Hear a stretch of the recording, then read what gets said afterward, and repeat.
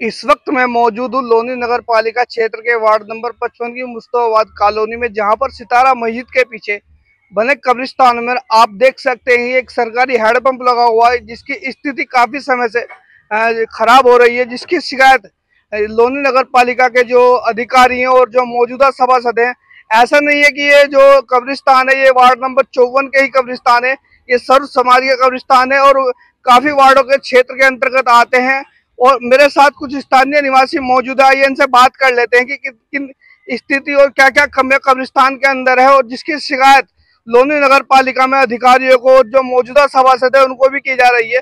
बहरहाल बात मौजूदा सभासद की नहीं की जाती, क्योंकि ये जो कब्रिस्तान है ये कई वार्डों के बीच में आते हैं, ward number 54, ward number 55, ward number 47। और काफी लोग जो यहाँ पर जो अपने जो कोई इस तरीके की बात आती है तो लोग काफी क्षेत्र के लोग यहाँ पर आते हैं। तो मैं कुछ मेरे साथ स्थानीय निवासी मौजूद है, उनसे बात कर लेते हैं। क्या नाम है सर आपका? सर मेरा मोहम्मद नौशाद नाम है और मुझे नौशी के नाम से सब कॉलोनी वासी जानते हैं। और मैं सिर्फ ये कहना चाहता हूँ कि इस कब्रिस्तान के लिए मैं किसी भी एक बंदे को टारगेट नहीं कर रहा हूँ कि वो काम नहीं कराना। जैसे कि आपने कहा कि ये कब्रिस्तान सभी के आते हैं, बल्कि ये तो बहुत दूर तक के लिए कब्रिस्तान लगते हैं, लेकिन इस कब्रिस्तान में ये हैंडपंप की स्थिति देख लो, मेरे सामने देखो आप। ये कम से कम 3 महीने से तो ये टेढ़ा मेढ़ा हुआ। ये हमने इसको थोड़ा बहुत अपने माध्यम से सही करा, बहुत ज्यादा टेढ़ा मेढ़ा हुआ था ये। और दूसरी बात, इसमें कब्रिस्तान में लाइट की व्यवस्था नहीं है बिल्कुल भी। कब्रिस्तान में हमारे कल पड़ोस में एक इंतकाल हुआ, इतनी समस्या का मामला उठाना पड़ा कि सब अपने अपने टॉर्च लेके आए हैं। तो कम से कम इतना तो होगा कि 3 से 4 लाइट है इसमें कब्रिस्तान में लगा सकते हैं। ये मेंबर साहब हैं, इतने पार्षद हैं कॉलोनी के जिम्मेदार, इनसे 4 लाइटों की व्यवस्था नहीं हो रही इस कब्रिस्तान के अंदर। नौशी भाई, चलो ये तो सरकारी हैंडपंप हो गया, जिस तरीके इतना बड़ा ये सर्व समाज का कब्रिस्तान लगता है, काफी बड़ा आबादी का क्षेत्र है।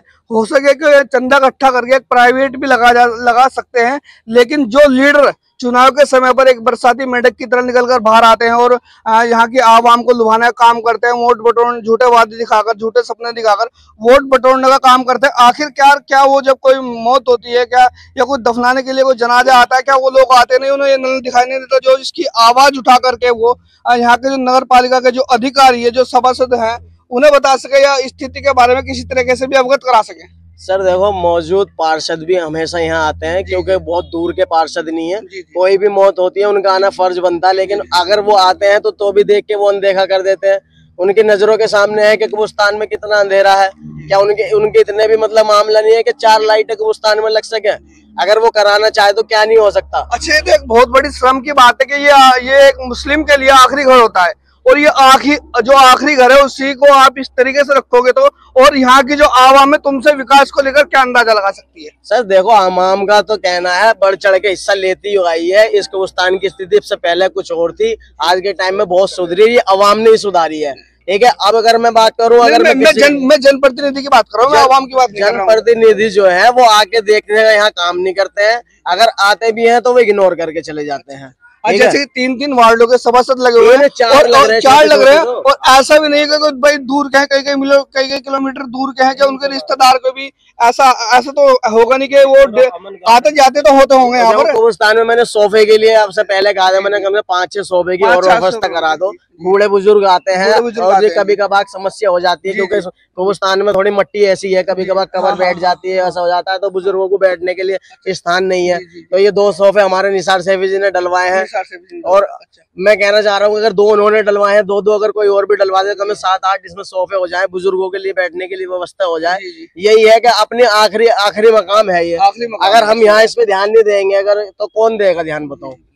अगर मैं आवाज उठाऊंगा तो अब कह देंगे कि ये मेरे विपक्ष में आवाज उठा रहा है। बात सुनो मेरी बात विपक्ष या पक्ष की नहीं है, बात इंसाफ की और अच्छाई की और विकास को लेकर के है कि हमें आवाज उठानी चाहिए। आप आवाज नहीं उठाओगे, कोई और आवाज उठाएगा, कोई और आवाज नहीं उठाओगे, तो फिर जैसे स्थिति इस नल की है ऐसे ही आपको जीना पड़ेगा।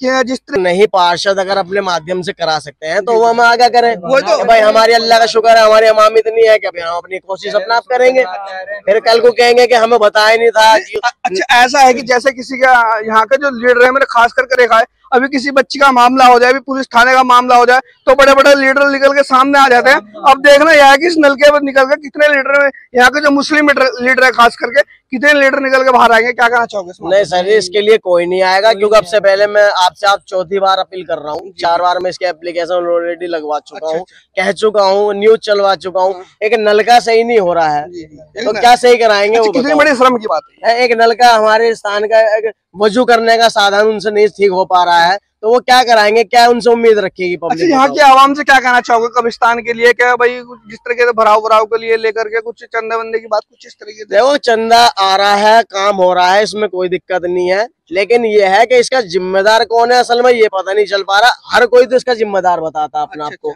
कोई इधर से जिम्मेदार बताता मैं हूँ, कोई इधर से बताता हूँ। अरे जब जिम्मेदार है तो इस जिम्मेदारी को कौन देखेगा? आगे ये जिम्मेदारी कौन देखेगा बताओ?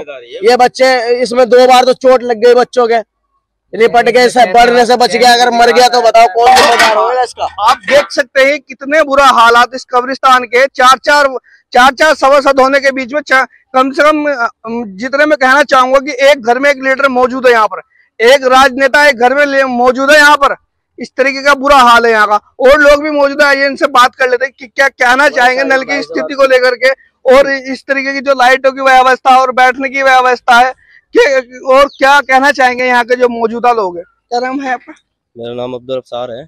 भैया, तो नलके की स्थिति को देखते हुए, लाइटों की स्थिति को देखते हुए, बैठने की स्थिति को देखते हुए क्या कहना चाहोगे कब्रिस्तान के बारे में? सर, मैं यही कहना चाहूंगा कि जैसे कि हमारी रात भाभी का एक इंतकाल हुआ है यहाँ पे, तो यहाँ पे काफी दूर तक के भी आदमी आए और यहाँ का माहौल देखा, यहाँ पे मतलब फैसिलिटी देखी, और यहाँ पे उन्हें ये दिखाई दे कि इतनी आवाम होने के बाद भी यहाँ पे किसी भी तरह का कोई साधन नहीं है। अच्छा, हो सकता है कोई मौजूदा सभासद भी हो उनके बीच में, ऐसा भी हो सकता है। और दिखाई भी देता हो, चलो बहरहाल रात ही ना आए हो, उससे पहले आए हो, कभी ना कभी तो आते ही होंगे, और दिखाई भी देता होगा ये हालत, जिस तरीके के मौजूदा स्थिति में हालात बने हुए, लेकिन कोई भी सुनने को तैयार नहीं।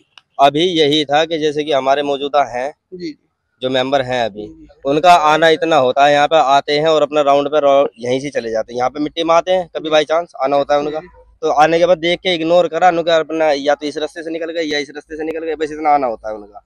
यहाँ पे इतनी दिक्कत हो रही कि मिट्टी देने के बाद जो हाथ धोते हैं, तो यहाँ पे एक आदमी इसी यहाँ पे माहौल चल रहा है, किसी भी तरीका कोई भी साधन नहीं। रात अंधेरे में हमने पड़ोसियों से लाइटें लगवाई, मोबाइलों की टॉर्च से पकड़ी, तब जाके हम अपनी भाभी को दफना पाए। ये रही ताजी खबर है, आप दिखा सकते हो इधर की तरफ। आप देख सकते हैं कि किस तरीके से स्थिति को देखते हुए मुझे लगता है कि पानी वगैरह बाहर से मांग करके लाना पड़ता होगा।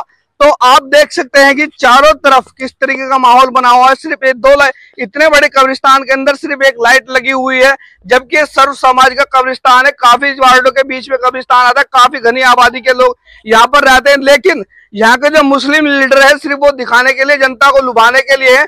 कब्रिस्तान की स्थिति बता रही है, नलकी की स्थिति बता रही है, कितना विकास आपके क्षेत्र में हो रहा है, आपका वार्ड में हो रहा है। और यहाँ के जो लीडर हैं उनसे मैं एक गुजारिश करना चाहूंगा, जो यहाँ के 4 मौजूदा सभासद हैं, मैं उनसे गुजारिश करना चाहूंगा कि ये एक मुस्लिम के लिए एक आखिरी घर है, एक आखिरी मुकाम है, तो हो सके तो इस नलके की स्थिति को ठीक कराए और लाइटों की व्यवस्था ज्यादा से ज्यादा कराने की कोशिश करें।